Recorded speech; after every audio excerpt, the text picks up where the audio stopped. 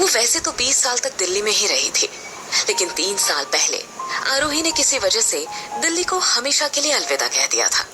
और आज जब वो 3 साल बाद एक बार फिर दिल्ली लौट कर आई, तो अपना ही शहर उसे अनजान सा लग रहा था, मानो सालों हो गए हो उसे दिल्ली से दूर हुए। इन्हीं सब सवालों के साथ उसने अपने स्कार्फ को कस के टाइट करा और जेब से फोन निकालकर एक नंबर पर फोन लगाया। Hello, is this Radisson Blu? मैंने आरोही मित्तल के नाम से रूम नंबर 301 बुक किया था। मैं कुछ देर में होटल पहुंच रही हूँ। क्या आप चेक कर लेंगे कि रूम रेडी हुआ है या नहीं? उधर से होटल के स्टाफ ने जवाब दिया, यस मैम, आपके आने तक आपको रूम रेडी मिलेगा।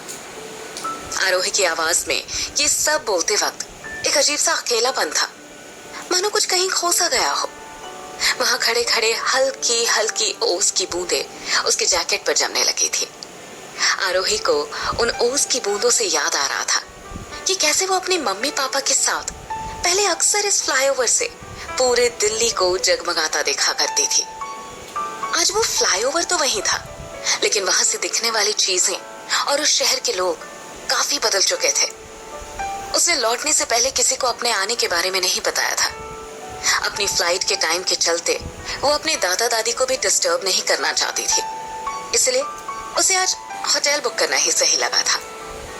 ये सब सोचते सोचते आरोही जैसे ही टैक्सी के लिए मुड़ी, उसने देखा कि सामने से एक लंबा सा लड़का black jacket, black long boots में उसकी ओर झूमता लड़खड़ाता हुआ चला आ रहा था।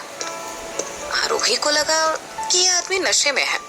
वो डरकर वहां पुतले जैसी खड़ी हो गई, लेकिन वो आदमी जिस तेजी से आरोही की तरफ आया, उसी तेजी से आरोही के बगल से आगे निकल गया, मानो जैसे वहां आरोही खड़ी ही ना हो। आरोही ने मुड़कर देखा तो वो फ्लाईओवर की रेलिंग को पकड़ के आगे बढ़ता जा रहा था। उस आदमी को ऐसे फ्लाईओवर के किनारे लड़खड़ाता हुआ देखकर कोई भी ये बता सकता था कि वो वहां से कूदने वाला था। उसके कपड़े और बूट से तो वो दिखने में अच्छे घर का लग रहा था। आरोही समझ नहीं पा रही थी कि वो आदमी इतना परेशान क्यों था। वो मन ही मन अंदाजा लगाने लगी कि शायद दिल टूटा होगा या शायद किसी से झगड़ा हुआ होगा। तभी आरोही ने देखा कि वो आदमी एकदम से फ्लाईओवर की रेलिंग की तरफ झुक गया। ये देखकर आरोही की चीख निकलते निकलते रह गई। उसने तुरंत खुद से कहा, आरोही, यहाँ क्या खड़ी है? तेरी आंखों के सामने अगर किसी ने सुसाइड कर लिया तो तू खुद को कभी माफ नहीं कर पाएगी। ये सोचकर वो तुरंत उस आदमी के पीछे दौड़ी। हेलो मिस्टर, ये क्या कर रहे हो? जिंदगी है यार, वक्त दो, आसान हो जाएगी।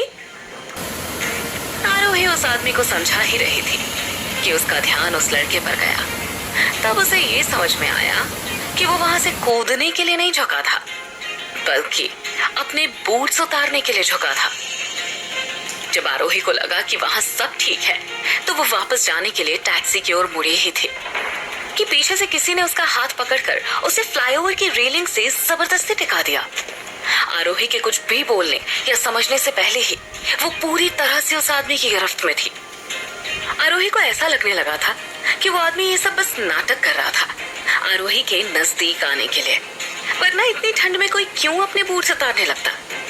आरोही को खुद की इस बेवकूफी पर गुस्सा आ रहा था कि दिल्ली जैसे शहर में और ऊपर से रात को वो किसी अनजान आदमी की भलाई करने का सोच भी कैसे सकती थी।